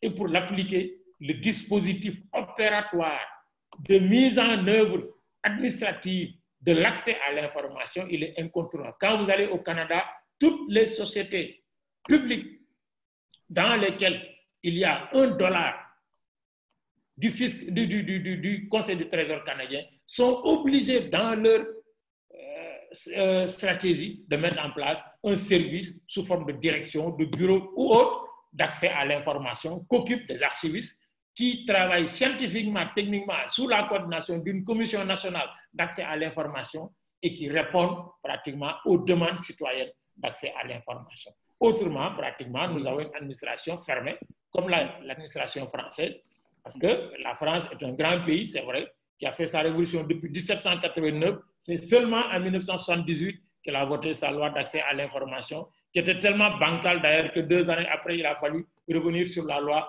et l'aménager davantage. Mais jusqu'à aujourd'hui, il y a encore des problèmes, alors que dans les pays anglo-saxons, c'est des questions qui sont dépassées. Le Freedom Access Act aux États-Unis, c'est un droit reconnu à tout le monde. La loi d'accès à l'information administrative au Canada, en Australie et dans les pays nordiques, Suède, Hollande, Danemark, que j'ai visité à plusieurs reprises, c'est des questions qui sont dépassées. La transparence, elle est au bout de la demande du citoyen. Parce que derrière la loi, on a mis en place des dispositifs. Encore une fois, je pense que l'ex-Africa, chapitre 19, article 19, et toutes les autres organisations, y compris d'ailleurs les associations d'administrateurs. Eliman, j'ai fait soutenir il y a 10 ans un mémoire de master à une étudiante sur contrôle, audit, évaluation et archives. Le patron de l'IGE était venu assister à la soutenance. Le patron de l'IGE, Tal, le vérificateur général, est venu assister. Et en discutant avec lui ce jour-là, il m'a dit l'essentiel des déficits que l'on note dans les rapports d'inspection, les rapports de contrôle et les rapports d'audit au Sénégal tiennent au fait que les archives ne sont pas là. Or, quand vous auditez sans archives, mais vous n'auditez pas. Quand vous contrôlez, vous inspectez sans archives, vous ne contrôlez pas. Mais parce que les premiers à se rendre compte de l'utilité, de l'importance des archives dans la redevabilité, mais c'est les détourneurs de deniers publics. Ils détruisent les documents, ils partent avec. Quand les gens passent derrière, ils ne trouvent rien du tout. Si vous n'avez pas de documents, vous pouvez traîner Mbaye Thiam devant les tribunaux parce qu'il a 1000 villas et 2000 voitures, mais tant que vous n'avez pas de preuves formelles de malversation à travers sa gestion, les magistrats ne peuvent pas le condamner. Dans les pays de transparence, l'archivistique est un appui essentiel pratiquement à toute politique d'évaluation, à toute politique de contrôle, d'inspection, qui permet aussi de rendre compte et de faire comme l'intitulé de ta conférence d'aujourd'hui qui assurer la redevabilité à partir de documents fiables. Parce que les documents d'archives, comme disent toutes les législations du monde, sont des documents authentiques. Contrairement aux livres, parce que ce que Mbaye Thiam écrit dans un livre sur lequel il réfléchit n'engage que lui. Mais le directeur de l'EBAD que j'étais, qui écrit un rapport signé, daté, tamponné, portant les signes de validation, le document a une valeur probatoire en justice. Tandis qu'un livre n'a pas une valeur probatoire au tribunal. Et c'est cela qui fait que pratiquement le retard que nous observons dans beaucoup de nos pays sur les questions de transparence, de redevabilité, de développement, de démocratie sont liés en partie, pas exclusivement, sont liés en partie aux difficultés, aux obstacles, aux contraintes que les citoyens ont de savoir qu'est-ce qu'on fait, même si on le fait en leur nom. Parce que c'est ce qu'ils décident, mais décident au nom des citoyens. Ils sont nommés au nom. Je pense que nous avons levé l'ex-Africa et vous avez levé aujourd'hui un grand lien et qu'il va falloir multiplier la communication sur la question, développer des stratégies de conscientisation et de communication pour que notre pays se dote dans les meilleurs délais de dispositifs législatifs d'accès à l'information et de dispositifs opératoires d'accès à l'information. Encore une fois. Merci, professeur. En tout cas, pour toutes ces perspectives intéressantes que vous venez d'annoncer, et je vois, Fatou, vous regardez avec beaucoup d'intérêt. Et ce défi majeur, effectivement, que vous avez relevé par rapport au dispositif d'accès à l'information. Alors, merci aussi sur les points que vous avez établis tout à l'heure en parlant des ressources naturelles, particulièrement du pétrole et du gaz. Et justement, Fatou, on la félicite au passage, qui fait partie des 3 représentants de la société civile à partir de cette année pour 3 ans dans le comité national ITIE du Sénégal. Au Sénégal, on a cette initiative, on a adhéré à cette initiative pour la transparence dans les industries extractives, qui est certes une initiative internationale, mais qui permet quand même de disposer d'un minimum d'informations sur le secteur, parce que c'est encore mieux maintenant qu'avant qu'il y ait cette loi-là, qu'il y ait cette initiative-là où c'était une opacité.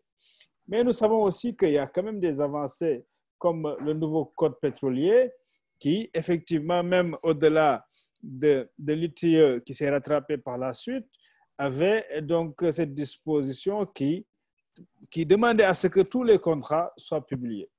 Alors, mais Fatou, malgré tout ceci, voilà un domaine qu'on ne peut pas aujourd'hui éluder quand on veut parler du développement de la plupart des pays africains où on a encore de sérieux problèmes d'information. Alors, Fatou, vous qui êtes maintenant au cœur de cette affaire-là, comment appréciez-vous cela? Le lien, ça nous ramène tout simplement au lien entre l'information, juste vraie, exhaustive, et tout simplement le développement. Absolument. Absolument. Peut-être avant de venir à ce point, juste pour renforcer ce que le professeur Thiam a dit par rapport à un certain nombre de choses. D'abord, je commencerai par le fait que l'accès à l'information générale, une fois établi, il faut l'opérationnaliser. On a vu beaucoup de pays africains qui ont des lois sur l'accès à l'information qui n'ont même pas, après plusieurs années, n'ont pas pris en compte des décrets d'application. D'autres pays anglophones où les décrets d'application ne sont pas nécessaires, on a vu aussi que les administrations, surtout très, très puissantes, refusent encore de donner l'information. Et l'objectif, en quelque sorte, pour l'accès à l'information, si l'information n'est pas proactive, ça veut dire qu'on ne doit pas attendre que les citoyens demandent l'information. Il y a un certain nombre d'informations qui doivent être dans le domaine public à travers les différents mécanismes, les sites web, les e-gouvernance et à travers différents autres supports pour permettre aux citoyens d'aller à l'essentiel. Ça réduit le temps, l'interaction entre le citoyen et les administrés qui sont souvent très occupés parce que la plupart de l'information qui régit la vie quotidienne des gens est déjà dans le domaine public et ça réduit les possibilités de corruption et aussi d'arbitraire parce que le citoyen va aller à l'essentiel, peut accéder à l'information sans intermédiaire, mais l'autre chose aussi, il faut que ça soit, comme on dit, il faut que d'autres services publics soient disponibles. C'est pourquoi j'ai beaucoup aimé l'articulation du professeur en parlant de l'accessibilité et de l'opérationnaliser. Parce que si on n'opérationnalise pas, on va avoir une loi, on va avoir des agents qui sont là pour donner l'information, les citoyens ne sauront pas quoi demander parce qu'on ne les prépare pas. Parce que, bon, quel que soit son niveau d'éducation, l'administration est complexe quand même.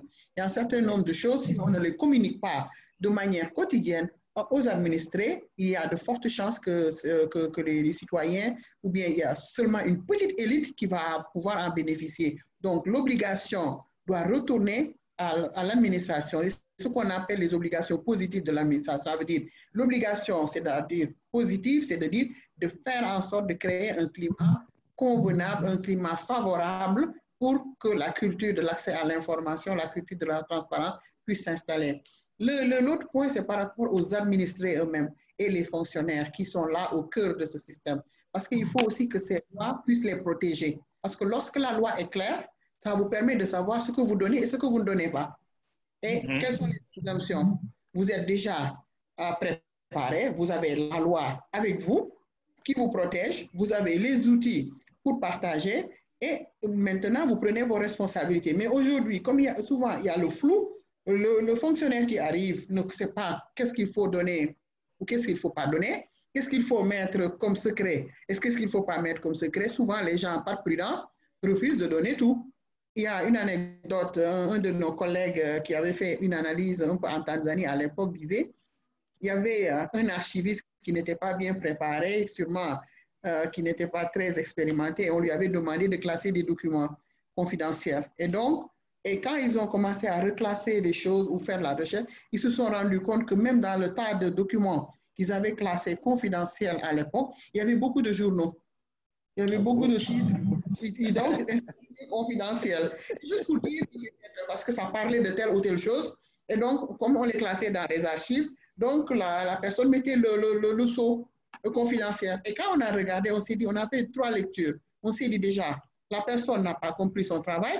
Deuxième chose, la personne a perdu tellement de temps de l'administration pour faire ce travail, c'est beaucoup d'argent et beaucoup d'énergie. Le dernier point, la personne est en train de perdre de l'espace dans ses archives parce que mettre dans les archives des documents qui ne sont pas importants, juste et les mettre dans la partie confidentielle qui demande qu'il y ait un espace assez réduit, qui est un espace très protégé et qui demande un certain nombre de logistique.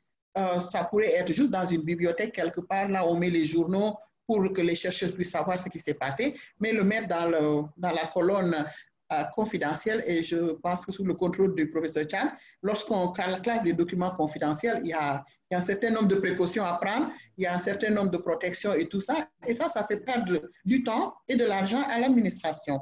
Bon, maintenant, par rapport à la transparence dans les ressources naturelles, c'est un débat important aujourd'hui, de plus en plus.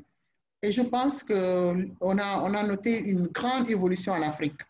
Et je pense que les uns et les autres semblent apprendre de ce qu'on appelle, comme on dit, le curse, ou bien cette malédiction des ressources naturelles qu'on a vues un peu partout dans les autres pays d'Afrique.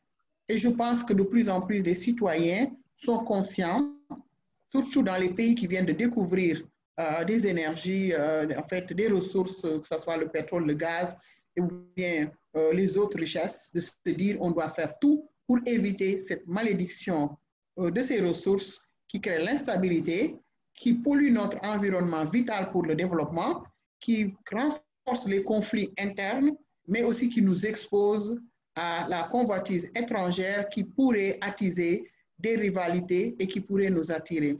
Une de mes collègues mauriciennes disait une chose, il dit que la chance qu'on a eue à Maurice, c'est qu'on n'a pas eu ces ressources et on a travaillé pour pouvoir utiliser notre intelligence, nos efforts pour développer le pays. Et je me dis, le Sénégal peut-être n'a été stable parce qu'on a voulu mettre en avant la démocratie, l'état de droit, on a voulu mettre en place les services publics, même s'il y a beaucoup de faiblesses, pour dire que c'est l'école du service public qui garantit un certain nombre de choses. Pour aller au sommet de l'État ou au sommet dans d'autres, l'école du service public quand même est un chemin assez correct. Et nous l'avons vu par des générations que des gens qui ont le mérite, dans la plupart, peuvent quitter un statut très, très modeste pour être au sommet et aux commandes de cet État et à différents niveaux, que ce soit au niveau les plus élevés comme au niveau aussi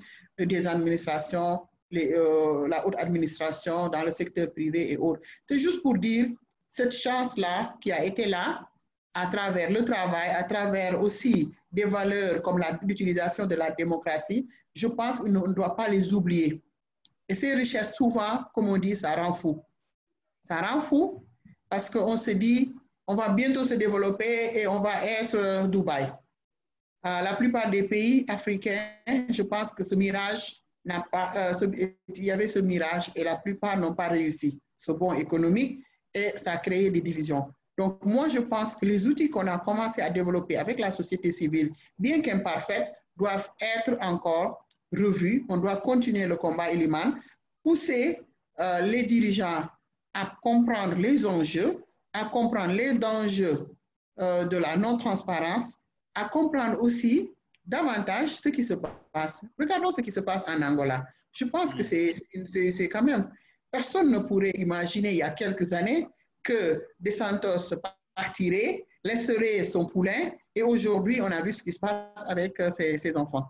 Je pense que dans d'autres pays, on a vu aussi. Moi, je pense que c'est une possibilité pour nous d'aller à un autre niveau avec une population, avec une élite assez bien éduquée, qui a quand même un niveau international, qui a les yeux ouverts sur le reste, tout en étant très ancré aux réalités du pays, une élite reconnue dans les différentes sphères. Je pense qu'on peut regarder ce qu'ils ont fait dans certains pays du Golfe, même si ce n'est pas des modèles parfaits sur beaucoup de choses, mais je pense que quand même, ils ont réussi à sortir de la pauvreté avec l'utilisation de ces richesses, même s'il y a des aspects sur lesquels nous pouvons encore débattre, que ce soit la démocratie, l'état de droit, et tant d'autres, l'inclusivité et autres. Mais je pense que c'est des possibilités qui sont là, si bien gérées, si nous prenons en compte l'environnement, mais aussi les générations futures. Ne pas se dire que c'est des mannes qui existent, il faut en profiter, mais se dire qu'est-ce qu'on va faire pour que ça soit pérennisé, pour que ça serve aujourd'hui aux générations en cours, mais aussi qu'on puisse continuer. Bon, je pense qu'ici en Afrique, l'exemple du Botswana, même si aussi j'ai fréquenté un peu ce pays, même si quand même c'est l'un des modèles, je pense, les plus achevés en Afrique de la gestion des ressources et des modèles économiques qu'ils ont mis en place pour gérer le diamant et les autres ressources naturelles. Mais je pense aussi le modèle norvégien est l'un des modèles quand même que tout pays sérieux pourrait explorer. Parce que la Norvège n'était pas à ses débuts l'un des pays riches de l'Europe. Aujourd'hui, avec la gestion de leur pétrole, avec la gestion de ses ressources, je pense qu'aujourd'hui, non seulement que la Norvège est au top dans beaucoup d'indicateurs et au top sur le plan économique, son modèle social et économique est assez remarquable. Et aujourd'hui, l'environnement est au cœur de tout ce qu'ils font. La protection de l'environnement est très centrale, mais en même temps aussi, ils ont des fonds importants, des fonds souverains importants pour préparer l'avenir du pays et économiser et préparer la diversification. Donc, je pense que nous sommes à nos débuts. Même si les multinationales sont plus fortes que nos États, je pense qu'avec la mobilisation ensemble, avec la volonté politique, avec aussi le soutien des uns et des autres, je pense que nous devons pouvoir renforcer le contrôle et ramener nos pays à la raison et encourager la transparence et éviter le népotisme. Nous savons qu'il y a eu beaucoup de choses qui se sont passées ces dernières années, et surtout par rapport aux droits réels. Nous savons, lorsque vous dites publier les contrats, bon, c'est bien beau, mais lorsqu'il s'agit de publier des contrats, mais avec des prête-noms et tout ça en droit, on le sait, même si les prête-noms et tout ça posent un problème. Et on sait que souvent aussi, c'est le cas dans beaucoup de pays. Donc, je pense que tout ça, ça mérite des débats publics. Et je rejoins le professeur. Je pense que autant on a besoin de débattre d'une politique d'accès à l'information, comment nous voyons l'accès à l'information pour le développement du pays en général, je pense que aussi le pays a besoin de poser le débat de manière sereine, apolitique. Comment nous devons gérer ces ressources pour pouvoir améliorer le quotidien des populations et sortir de l'état de sous-développement vers un état meilleur. Et je pense que ce débat aussi mérite d'être posé, mais avec sérénité et avec objectivité. Absolument. Et je pense que c'est à cela que contribuent aussi beaucoup de personnes ressources et surtout de la société civile qui doit garder justement cette distance entre les camps partisans pour favoriser un débat serein et très positif. Alors, merci en tout cas, Fatou, pour tout ceci. Vous voyez qu'on a encore beaucoup de choses à se dire, mais on a déjà fait 1h30 de débat, alors que ça devrait seulement être 1 heure. Et on va sacrifier même la partie à Wolof aujourd'hui. Je sais que Mbetian va m'en vouloir. Mais pour dire que maintenant, j'en suis où, je vais vous demander quand même de conclure avec peut-être un mot, ce que vous souhaiterez laisser à ceux qui nous suivent aujourd'hui, sachant que ces débats vont se poursuivre, comme nous a interpellé Mbaye, comme Fatou vient de le dire également, qui est tout le temps dans l'action. Nous allons continuer, poursuivre ce travail-là dans nos différentes sphères que nous avons pour cela et davantage, on peut renforcer l'action collective surtout pour pouvoir faire beaucoup plus d'impact. Alors, avant quand même de venir vers vous, je vais dire à ceux qui nous suivent que la prochaine session, c'est lundi prochain, et ce sera sur un autre sujet aussi lancinant, qui rejoint d'ailleurs l'accès à l'information, c'est-à-dire la gouvernance foncière. Alors, nous allons avoir deux invités, un autre professeur, le professeur Abdoulaye Dieye, qui est un professeur de droit et constitutionnaliste, qui se connaît très bien sur les questions foncières, et un expert foncier, le doyen Alakan, qui a une longue expérience, qui est un ancien inspecteur des impôts et domaines et aujourd'hui consultant dans le secteur. Donc, nous parlerons de la gouvernance foncière entre le droit, les pratiques et les nouveaux défis.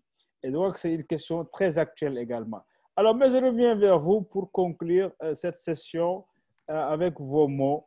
Alors, je vais garder le dernier mot à la femme ce soir, pas au doyen, mais à la femme. Et donc, professeur Mbaye Thiam, quel est votre dernier mot pour clôturer cette session? Et encore une fois, merci beaucoup. Une session très riche en informations, mais également très enrichissant en termes de connaissances et de savoir. Merci. Le dernier mot peut-être sera un mot, non pas de fermeture, mais d'ouverture. Je vous félicite pour cette initiative et vous réaffirme ma disponibilité à toi, à Fatou et à beaucoup de personnes que je connais dans le réseau des ONG. Je vous réaffirme ma disponibilité à vous accompagner modestement dans la réflexion autour des questions qui nous interpellent. Notre pays est un pays dont je dis souvent que ce qu'on considère comme des faiblesses peut être transformé en force et opportunité. Cela veut dire que autant il nous manque des moyens, autant l'intelligence est l'une des choses la mieux partagée dans notre pays. Il faut tout simplement y travailler, mais y travailler non pas de manière fermée, de manière éclectique, mais faire en sorte que l'ensemble des citoyens puissent, dans des canaux traditionnels, l'école, les structures, les universités, dans des structures organisées, les partis, les syndicats, mais aussi et surtout dans les mouvements et organisations de la société civile, transformer pratiquement, au-delà de l'action, transformer des plages en espaces d'apprentissage, de connaissances et de savoir. Quand nous avons assisté à la clôture du processus du sommet mondial pour la société de l'information à Tunis, on avait discuté un an avant à Accra avec la partie africaine sur notre perception africaine de la société de l'information. Et nous avons découvert pratiquement des richesses inimaginables dans toute l'Afrique, pratiquement chez les jeunes, chez les femmes, chez toutes les catégories de gens. Et à Tunis, le SMSI a dégagé une définition qui me semblait être pratiquement d'autant plus judicieuse et pertinente qu'elle était teintée de beaucoup d'humanisme, de beaucoup de perspectives de solidarité. On avait dit la société de l'information, qui est la caractéristique de la société mondiale du XXIe siècle, globalisée, mondialisée, est une société des savoirs et des connaissances partagées. C'est une société des savoirs et des connaissances partagées. C'est-à-dire que ce n'est pas un minimum de gens qui connaissent et qui s'assoient sur leur connaissance pour transformer ça en autorité et en moyen de pression sur les autres. Tous ceux qui savent doivent ouvrir leur savoir aux autres. Et dans nos pays, l'espace où il y a le plus de savoir et de connaissances, mais c'est l'espace administratif.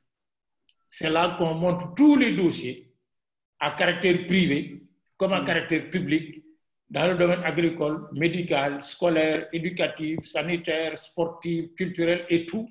Les dossiers sont là. Il faut en organiser l'accessibilité et permettre que ceux qui n'ont pas eu, comme Mbaye Thiam, la chance d'utiliser l'ascenseur de l'école publique des années 70 et 80 qui a fait de nous ce que nous sommes devenus, puissent aussi accéder à l'information et créer les savoirs, les connaissances qui leur donnent des compétences qu'ils transforment pour avoir des opportunités de vie décentes. C'est en partageant cette solidarité humaine, pour ne pas dire humaniste tout court, que nous allons construire des sociétés apaisées, des sociétés dans lesquelles le doute de Eliman sur Mbaye ou de Mbaye sur Fatou, de Fatou sur Eliman sera amenuisé au point que la confiance va régner entre les gens, parce que quand tout le monde sait, les secrets sont percés et pratiquement, il reste pratiquement les cœurs. Je pense que sur ce terrain, vous êtes en train de faire un travail immense. Je vous encourage, je vous félicite. Mais encore une fois, je vous réaffirme toute ma disponibilité. Vous m'aurez permis, après 4 mois de confinement, au moins aujourd'hui, d'être comme dans mon amphithéâtre avec mes étudiants. Il me tarde de les revoir. Nous avons tenu hier avec le recteur la réunion de préparation de la rentrée du 1er septembre et nous espérons, en tout cas nous prions Allah subhanahu wa ta'ala de faire en sorte que nos étudiants reprennent le chemin des amphithéâtres, des classes et des laboratoires, parce qu'il y a une conviction forte qui est assise sur une certitude scientifique, c'est que tant nous n'accéderons pas au savoir à partir de mécanismes objectifs, parce que scientifiquement élaborés, nous ne nous développerons pas. Le développement, comme disait un groupe de chercheurs activistes dans les années 70, on ne les appelait pas encore comme ça, c'est la régulation des contradictions que la nature impose à toute société humaine, et laquelle société humaine ne peut y répondre qu'en accédant à un niveau de savoir normé pour lui permettre de dominer la nature. Et ça passe par l'ouverture au savoir, aux connaissances. Parce qu'un de nos collègues enseignants, chercheurs, appelle la culture de l'information. Que l'information ne soit pas utilisée par Mbaye Thiam qui sait pour neutraliser ceux qui ne savent pas, mais que comme mon guide, ma référence, Seydi Hadji Malick, disait xam-xam bu génnul tasaaroo du xam-xam, xam-xam la. Absolument. Disait-il, boo yoree xaalis ci sa poche di dugal di génne di jaay day wàññeeku, boo amee xam-xam ci sa dënn ak ci sa bopp di génne di tasaaroo day yokk, parce que di nga jàngal nit mu dem dellu si jàngal la loo xamul ko. Et c'est cela le sens pratiquement de l'humain sur terre. En tout cas, moi, c'est mon viatique. Et je voudrais te féliciter, t'encourager, Eliman, et véritablement te dire à toi, à Fatou et à toutes ces générations qui se démènent dans les organisations de la société civile pour apporter de manière neutre, parce que équidistant à notre société, les éléments de savoir, les éléments de conscience politique, morale et autres, pour leur permettre d'être des citoyens, c'est-à-dire des co-constructeurs avec ceux qu'ils auront désignés parce que élus de destin, de trajectoire de leur propre destin. Merci encore une fois. Et je voudrais dire à Fatou combien je suis heureux d'avoir partagé ce plateau avec elle. Je la suis discrètement, certes, parce que tout ce qui se fait au nom des droits humains m'interpelle, parce que je suis et je demeure, au-delà de ma formation d'universitaire et autres, une personne qui est née dans un contexte où l'éthique et la morale sont au-dessus de toutes les considérations. Merci beaucoup, Fatou, pour ce que tu fais, et surtout parce que tu le fais en tant que femme. Machallah.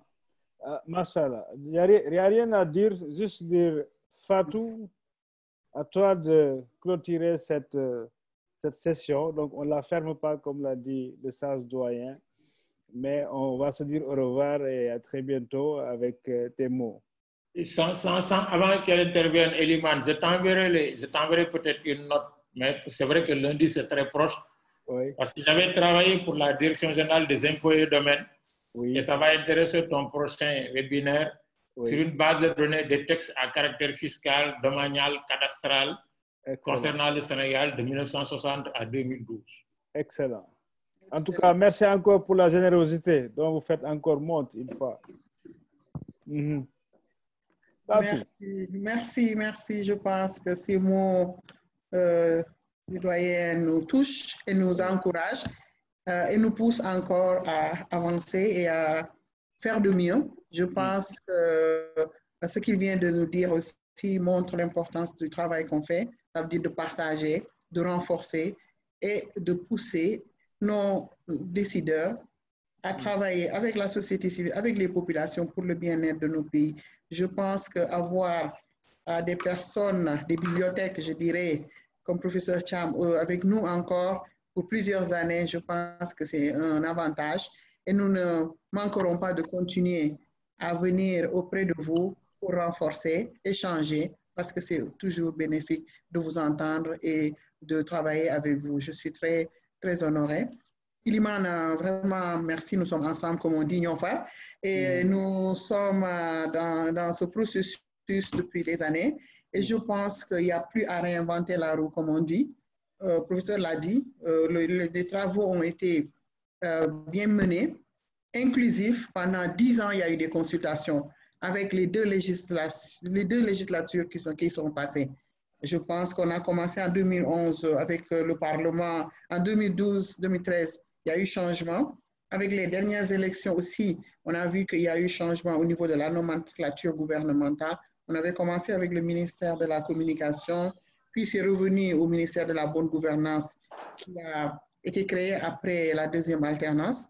Donc, je pense que tous les rouages de l'État ont été impliqués.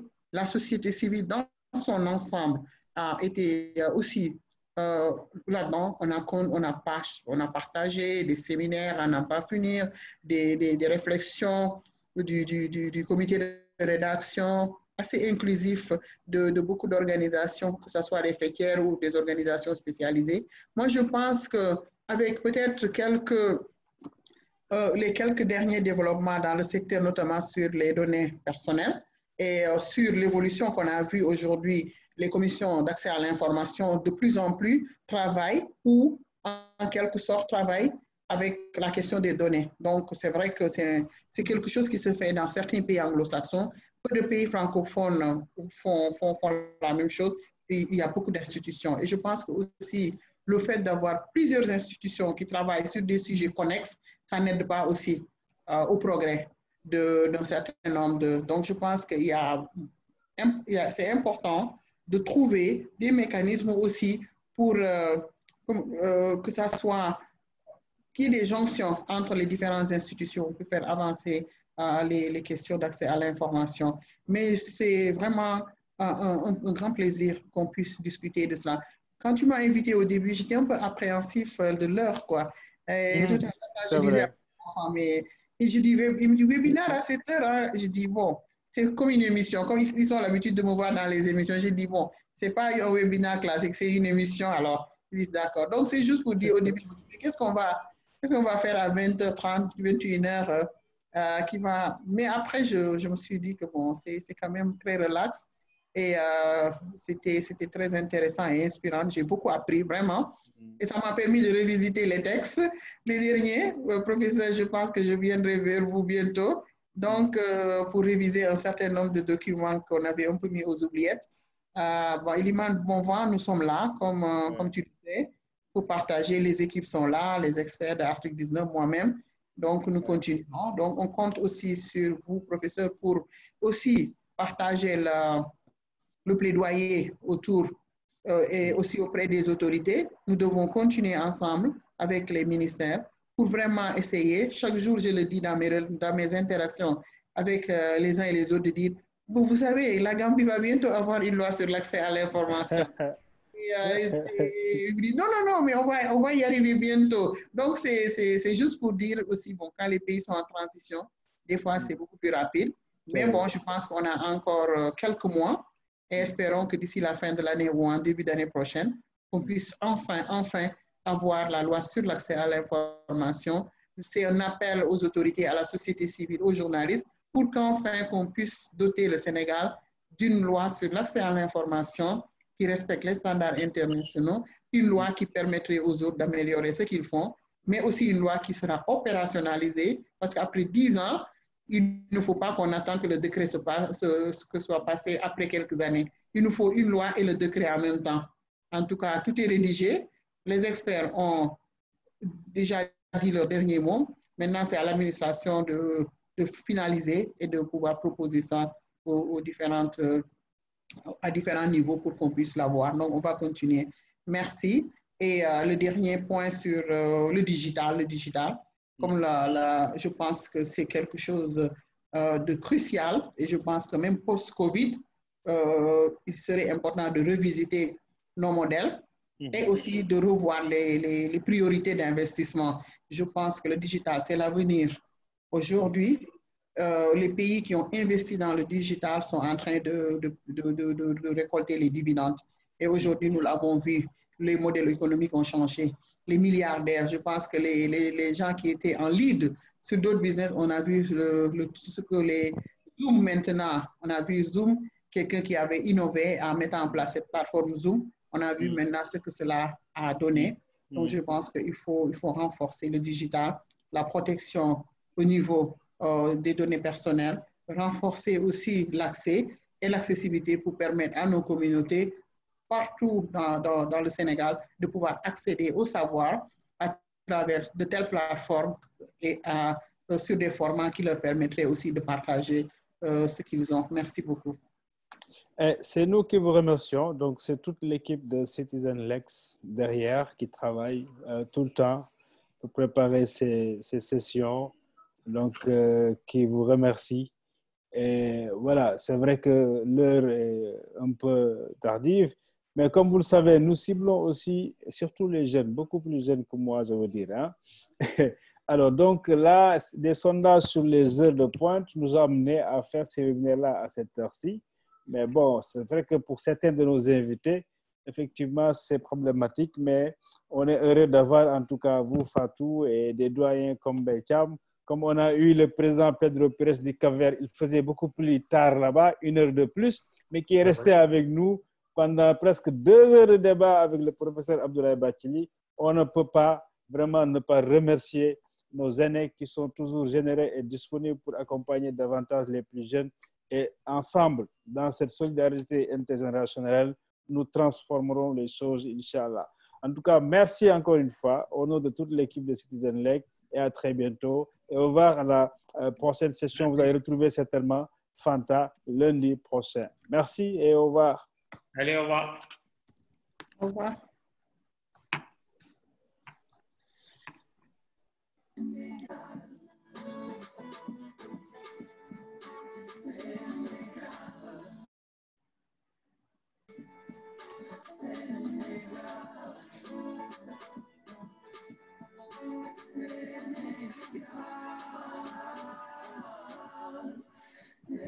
Ce pays qui m'a vu grandir, cette terre qui a vu mes premières larmes et mes fous rires, a besoin d'un crayon pour dessiner les sourires, tel des rayons de soleil pour t'accueillir le CFA par le fort à travers et à tort. On marche pour le transport et encore. Ici y a pas de métro, pas de tram, ici c'est taxi, pousse noir, car rapide, il y a du pouce-pouce. Dispose dans une bibétrie où Kandana, Kantama.